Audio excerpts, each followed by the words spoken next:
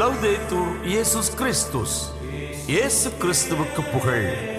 தமிழ் கூறும் நல் உலகில் வாழும் அனைத்து அன்பு உள்ளங்களுக்கும் வத்திக்கான் வானொலியின் வணக்கம்.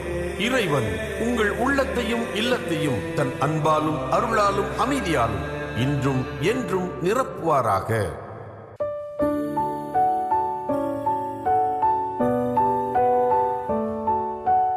அன்பு நேயர்களே, வத்திக்கான் வானொலி இன்று உங்களுக்கு வழங்குபவை இன்றைய புனிதர், நேர்காணல் மற்றும் செய்திகள்.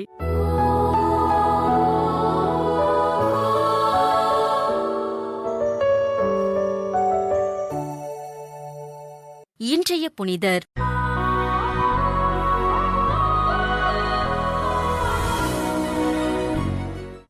ஜூலை 3. புனித தோமா. கலிலேய நாட்டில் ஏழ்மையான குடும்பத்தில் மீனவ பெற்றோருக்கு பிறந்தார் புனித தோமா. 12 திருத்தூதர்களுள் ஒருவரான இவர் ஆண்டவரை சந்திக்கும் முன் தச்சராகவும் கப்பல் கட்டுகிறவராகவும் தன் பணிகளை செய்தார்.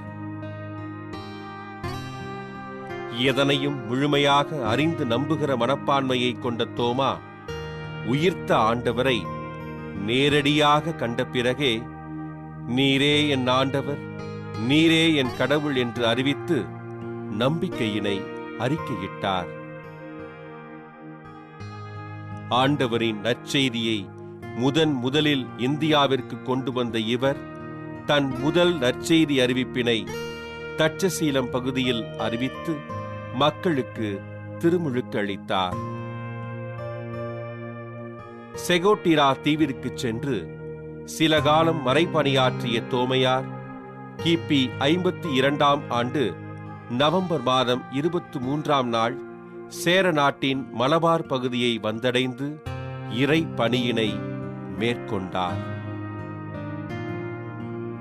மலபார் பகுதியில் பள்ளூர், முசிறிஸ், பரூர், கோட்டமங்கலம், காயல், நிர்ணம் மற்றும் கொல்லம் போன்ற இடங்களிலும் அதனை சுற்றியுள்ள பகுதிகளிலும் ஆண்டவரின் நற்செய்தியை அறிவித்து 2 ஆயர்களையும் குருக்களையும் நியமனம் செய்தார்.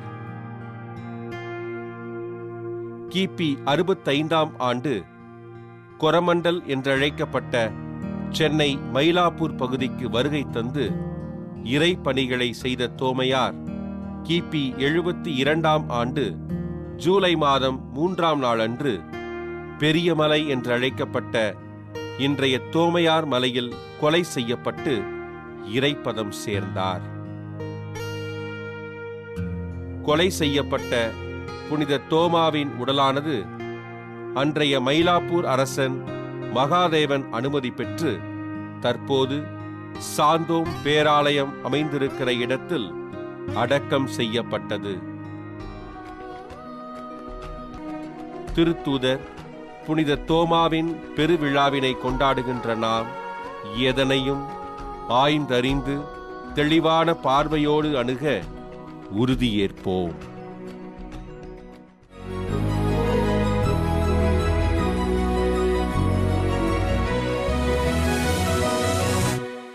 நேர்காணல். இனிய இதயங்கள் அனைவருக்கும் அன்பின் வணக்கம். நான் உங்கள் அருட்சகோதரி பிரைடா. கடந்த பகிர்வுகளிலே திருத்தூது பணியாற்றும் பாலர் சபை குறித்து பல்வேறு கருத்துக்களை நம்முடைய அருட்தந்தை இருதயராஜ் அவர்களிடமிருந்து கேட்டு அறிந்து கொண்டு வருகிறோம். இன்னும் பல கருத்துக்களை நம்மோடு பகிர்ந்து கொள்ள அருட்தந்தை அவர்கள் நம் மத்தியிலேயே வந்திருக்கிறார். அவரை நாம் வரவேற்போம். வணக்கம் ஃபாதர். மீண்டும் உங்களை சந்திப்பதில் நான் மிகுந்த மகிழ்ச்சி அடைகிறேன். பாலர் சபை பற்றி நீங்க லாஸ்ட் டைம் குழந்தைகளுடைய அந்த கள்ளம் கபடமற்ற உள்ளத்தை பற்றி விளக்கி கொண்டீங்க ஃபாதர். இப்ப நான் என்ன கேட்க விரும்புறேன்னா, இந்த பாலர் சபையுடைய ஒரு இயக்கம் எப்படி இருக்குது? ஏன்னா எந்த ஒரு அமைப்பாக இருந்தாலும் சிறு குழு கூட ஒரு இயக்கம், ஒரு செயல்பாடு, அது மாதிரி அது ஏதாவது இருக்கும். இந்த இயக்கம் எப்படி இயங்குகிறது அல்லது இந்த இயக்கம் எப்படி இருக்கிறது என்பதை பற்றி சிறு பகிர்வுகள் ஃபாதர். இந்த குழந்தைகளை பற்றி நினைக்கின்ற பொழுதெல்லாம் எனக்கு குதூகலமா இருக்கும், மகிழ்ச்சியா இருக்கும். ஏன்னா பிள்ளைகளோடு இருக்கும்போது நம்ம வயசு மறந்துடுது, நம்ம நிறைய மறந்துடுது, நம்முடைய உடல் சோர்வு அசதி எல்லாம் மறந்துடுது. 2 குட்டி பிள்ளைகள் எனக்கு தெரியும், இப்ப கொஞ்சம் வளர்ந்துட்டாங்க. இந்த நடந்தது வந்து ஒரு 3-4 ஆண்டுகளுக்கு முன்பாக. அதிரா, அவிஷா, அவங்களுக்கு அப்போ வந்து 6 வயசு இருக்கும் பெரிய பாப்பாவுக்கு, குட்டி பிள்ளைக்கு வந்து ஒரு 4 வயசு இருக்கும். அவங்க அம்மாவை கூட்டிகிட்டு வந்தாங்க. கூட்டிகிட்டு வந்துட்டு, father we have got gift for you அப்படின்னு சொல்லிட்டு. கிஃப்ட் எனக்கா? தாத்தா பாட்டிங்களுக்கு அப்படின்னா, நான் வந்து ஒரு இல்லத்தில் பணியாற்றி கொண்டிருக்கிறேன். ஆரோக்கிய அன்னை பெற்றோர் இல்லம் அப்படின்னு சொல்லிட்டு, பெற்றோர் இல்லம், நான் கொஞ்சம் முதியோர் என்ற வார்த்தையை பயன்படுத்துறதுல, ஆரோக்கிய அன்னை பெற்றோர் இல்லம். இந்த சமூகத்துல கைவிடப்பட்ட பெற்றோர்கள், பிள்ளைகள் இல்லாத பெற்றோர், ஏழையா இருக்கிற பெற்றோர்கள், அவங்கள வைத்து முழுவதும் இலவசமாக அவர்களோடு வாழ்ந்து கொண்டு இருக்கிறோம். அது ஒரு பெரிய பாக்கியம். அதனால அந்த பொருசன் சொல்லிச்சுங்க, தாத்தா பாட்டிங்களுக்கு வந்து அப்படியா, என்னம்மா, என்ன எப்படி, என்ன சோர்ஸ் அப்படின்னா, 2 பேரும் சேர்ந்து ஒரு பர்ஸ் கொடுத்தாங்க, பெரிய பர்ஸ். அது 1.5 கிலோ வந்துடும். எல்லாம் நிறைய காயின்ஸ் அதெல்லாம் போட்டு வச்சு, அதில் பார்த்தா ஏறக்குறைய 1800 சில்லறை, 1800 ரூபாய் வரைகிறது.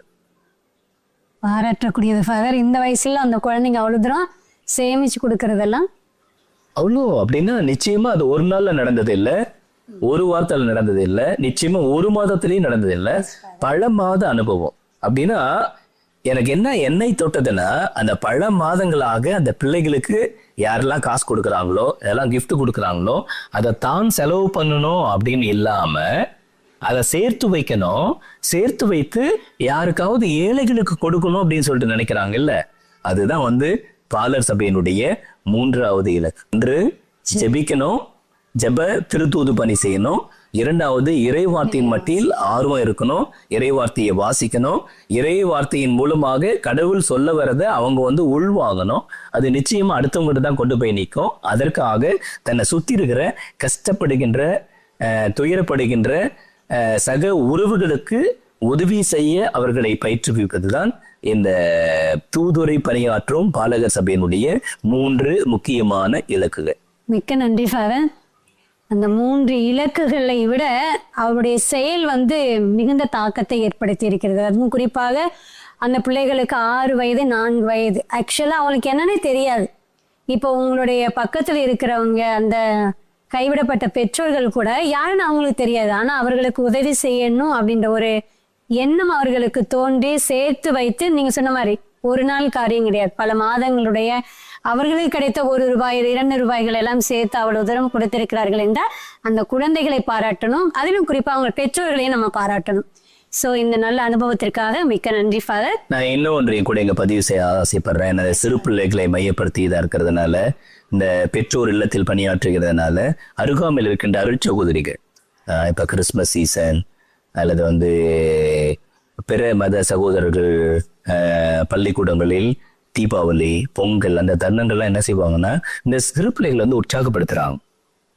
இப்ப நான் பணியாற்றுகின்ற பகுதியில வந்து பிரசன்டேஷன் சிஸ்டர்ஸ் இருக்கிறாங்க, எஃப்எஸ்எம் சிஸ்டர்ஸ் இருக்கிறாங்க, அகஸ்டினியன் சிஸ்டர்ஸ் இருக்கிறாங்க. இப்ப இவங்கெல்லாம் என்ன செய்வாங்கன்னா, இந்த சிறு பிள்ளைகளுக்கு சொல்லுவாங்க, இது மாதிரி முதியோர் இல்லங்கள் எங்களுக்கு மட்டுமே கிடையாது, அங்க வந்து பிற மத சகோதரர்கள் நடத்துகின்ற முதியோர் இல்லங்கள் இருக்கு, மனநிலையினால் பாதிக்கப்பட்ட பெற்றோர்கள் வாழ்கின்ற இல்லங்கள் இருக்கு. அந்த இல்லங்களுக்கெல்லாம் சேர்த்து வந்து இவங்க வந்து பிள்ளைகளுக்கு சொல்லுவாங்க. இந்த பிள்ளைகள் கொடுக்குற பொருட்கள் ஆச்சரியமா இருக்கும்.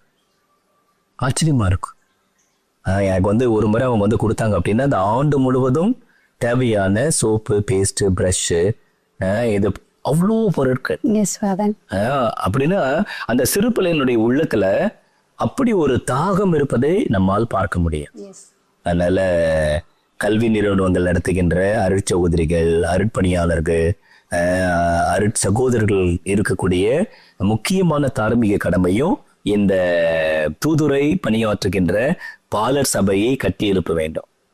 பிள்ளைகளுக்கு இந்த தூதுரை பணியாற்றுகின்ற பயிற்சியை கொடுக்க வேண்டும், அனுபவத்தை கொடுக்க வேண்டும். அது அவர்கள் அருள் வாழ்வில் வளரவும், பிரசனேகத்தில் வளரவும், நற்செய்தியை பணியாற்றுகின்ற இந்த காரியங்களில் தங்களை இணைத்துக் கொள்ளவும் மிகப்பெரிய வாய்ப்பா இருக்கும். அதனால ஃபாதர்ஸ், சிஸ்டர்ஸ், இதை நம்ம ஒருபோதும் தவற விடவே கூடாது. Thank you father. இது போன்ற நல்ல அனுபவங்கள் நான் பள்ளிகளிலே பணியாற்றும் பொழுது செய்ததை இப்பொழுது நானும் நினைத்து மகிழ்கிறேன். ஏனென்றால் எங்களுக்கு தெரிந்த அருகில் இருக்கிற அன்னை தெரேசா அவர்களுடைய அந்த ஊனமுற்ற குழந்தைகள், அது இல்லாமல் முதியோர் இல்லங்கள்ல இந்த மாதிரி கிறிஸ்மஸ் டைம் ஸ்பெஷலாக நம்ம ஸ்கூல்ஸ்லலாம் வந்து கிறிஸ்மஸ் டைம் போய் சந்திப்போம். எங்கள் ஃபீஸ்ட் செலிப்ரேஷன்னா பிள்ளைகளிடமிருந்து எந்த விதமான பொருட்களும் வாங்குவது கிடையாது. அந்த பிள்ளைகளை அந்த இடத்திற்கு எடுத்து கொண்டு சென்று அவர்கள் யார் என்ன கஷ்டப்படுகிறார்கள் என்று அவர்கள் பார்வையிட்டாலே போதும். வழக்கமாக வாரத்திற்கு ஒரு முறை அல்லது மாதத்திற்கு ஒரு முறை நிறைய பொருட்கள் எல்லாம் வந்து அவர்கள் ஒரு சில உதவிகளை நாங்கள் செய்த அனுபவங்களை நினைக்கும் பொழுது எனக்கும் மிக சந்தோஷமாக இருக்கிறது ஃபாதர். தேங்க்யூ. இனிய இதயங்களே, அருட்தந்தை அவர்களோடு இணைந்து திருத்தூது பாடற் சபையினுடைய இயக்கமும் அதனுடைய இலக்கும் என்ன, அதை எவ்வாறெல்லாம் செயல்படுத்த வேண்டும் என்ற பல்வேறு கருத்துக்களை அருட்தந்தை நம்மோடு பகிர்ந்து கொண்டிருக்கிறார். தொடர்ந்து இன்னும் பல செய்திகளை நமக்கு பகிர இருக்கிறார். அதுவரை இணைந்திருங்கள். உங்களிடமிருந்து விடைபெறுவது உங்கள் அருட்சகோதரி பிரைடா.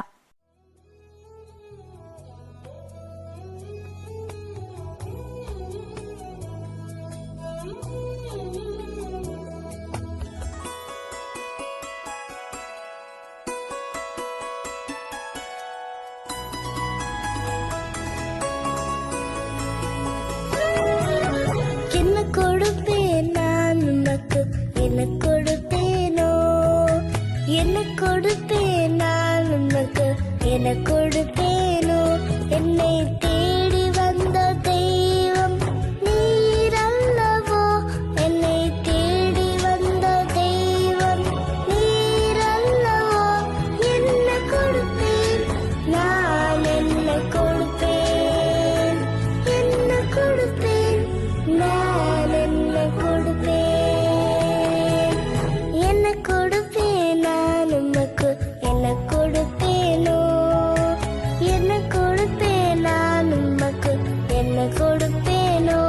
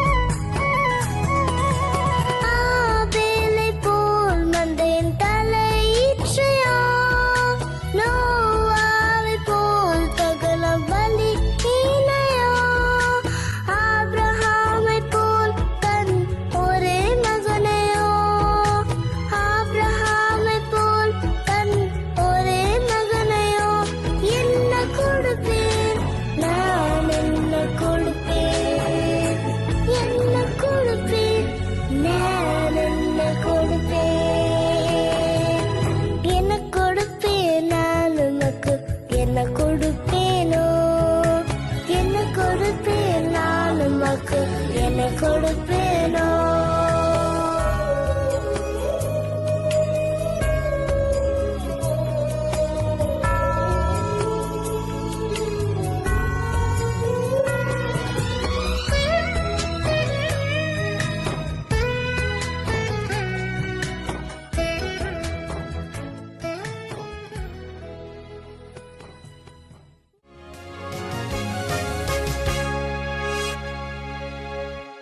செய்திகள். ஜூலை 1 புதனன்று சுவிட்சர்லாந்தின் ஏகோன் நகரில் இடம்பெற்ற ஆயர் அருள்பொழிவு நிகழ்வில் பங்கேற்ற புனித 10ஆம் பத்திநாதர் குருத்துவ கூட்டமைப்பின் ஆயர்கள் திருத்தந்தையின் ஆணை இல்லாமலும் அவரின் விருப்பத்திற்கு எதிராகவும் ஆயர் பட்டங்களை வழங்கியதால் அவர்கள் தானாகவே சபை நீக்க தண்டனைக்கு உள்ளாகியுள்ளனர் என்று விசுவாச கோட்பாட்டிற்கான திருப்பிடத்துறை அறிவித்துள்ளது.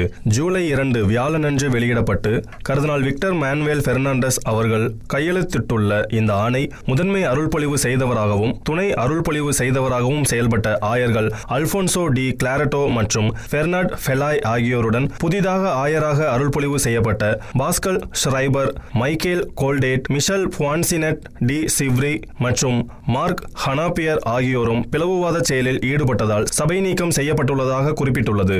இதனுடன் இணைக்கப்பட்டுள்ள விளக்க குறிப்பு, அடுத்தடுத்து வந்த திருத்தந்தையர்கள் பல சதாப்தங்களாக பேச்சுவார்த்தை நடத்திய போதிலும் SSPX கூட்டமைப்புடன் முழுமையான ஒற்றுமையை மீட்டெடுப்பதற்கான அனைத்து முயற்சிகளும் தோல்வியடைந்துவிட்டன என்பதை நினைவூட்டுகிறது. இந்த அண்மைய ஆயர் அருள்பொழிவு திருச்சபை சட்டத்தை வெளிப்படையாக மீறியுள்ளன என்றும் இது ஒரு முறையான பிளவை உருவாக்கியுள்ளது என்றும் அது கூறுகிறது. புனித 10ஆம் பயஸ் குருத்துவ சகோதரத்துவ அமைப்பை சேர்ந்த அருட்பணியாளர்கள் மற்றும் பொதுநிலை நம்பிக்கையாளர்கள் கத்தோலிக்க திரு அவையுடன் முழுமையாக இணைய விரும்பும் நபர்களுக்கான புதிய நடைமுறைகள் வெளியிட்டுள்ளன. ஜூலை 1 புதனன்று இடம்பெற்ற பிளவுவாத செயலை தொடர்ந்து இந்த வழிமுறைகள் நம்பிக்கை கோட்பாட்டிற்கான திருப்பிடத்துறை வெளியிட்டுள்ளது. கடந்த காலத்தை போலல்லாமல் இதற்கு எந்த ஒரு சிறப்பு ஆணையமும் தேவையில்லை என்றும் இந்த செயல்முறை மறைமாவட்ட ஆயர்கள் மற்றும் துறவு சபை தலைவர்கள் மூலமாகவே கையாளப்படும் என்றும் நம்பிக்கை கோட்பாட்டிற்கிணங்க திருப்பிடத்துறை தெரிவித்துள்ளது. இதன்படி புனித 10ஆம் பயஸ் குருத்துவ சகோதரத்துவ அமைப்பிலிருந்து வெளியேறும் அருட்பணியாளர்கள் 2ஆம் வத்திக்கான் பொது சங்கத்தை ஏற்றுக்கொள்ள வேண்டும் என்றும் திருத்தந்தையர்களான 6ஆம் பவுல் மற்றும் 2ஆம் ஜான் பால் ஆகியோரின் வழிபாட்டு முறைகளின்படி திருப்பலி நிறைவேற்றப்படுவதன் சட்டப்பூர்வத்தன்மையை அங்கீகரிக்க வேண்டும் என்றும் மேலும் திருத்தந்தைக்கும் திரு அவையின் போதனைகளுக்கும் உண்மை உள்ளவர்களாக இருக்க வேண்டும் என்றும் தெரிவிக்கப்பட்டுள்ளது. மேலும் அவர்கள் திரு அவை சட்டத்தின் கீழ் விதிக்கப்பட்டுள்ள திரு அவை தண்டனைகளிலிருந்து தங்களை விடுவிக்குமாறு கோரி தங்களின் சொந்த கையெழுத்துடன் எழுதப்பட்ட கடிதத்தை திருத்தந்தையிடம் சமர்ப்பிக்க வேண்டும். அதனுடன் அவர்களின் குருத்துவ அருள்பொழிவு சான்றிதழ், நம்பிக்கை அறிக்கை மற்றும் உடன்பாட்டு படிவம் ஆகியவற்றையும் இணைக்க வேண்டியது அவசியமாகும்.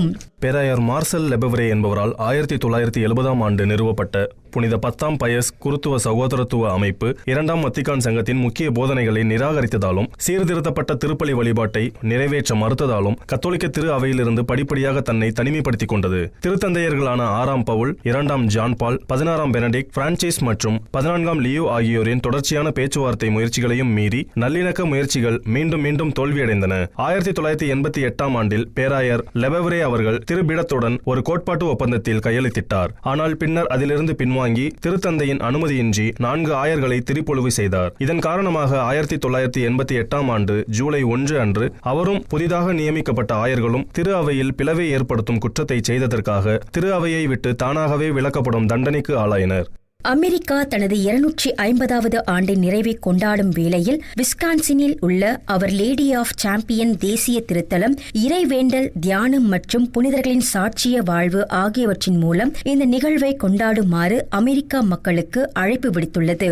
இத்திருத்தலத்தின் அதிபரான அருட்பணி ஆண்டனி ஸ்டீபன்ஸ் அவர்கள் ஒற்றுமை, தூய்மை மற்றும் நாட்டின் மறுமலர்ச்சிற்காக அன்னை மரியாவின் பரிந்துரையை வேண்டி ஜூலை 1 முதல் 9 வரை 9 நாள் நவநாள் ஜபத்தை தொடங்கியுள்ளார். நாடு முழுவதும் மக்கள் இதில் பங்கேற்பதை ஊக்குவிக்கும் வகையில் 50,000க்கும் மேற்பட்ட ஜெப அட்டைகள் விநியோகிக்கப்பட்டுள்ளன.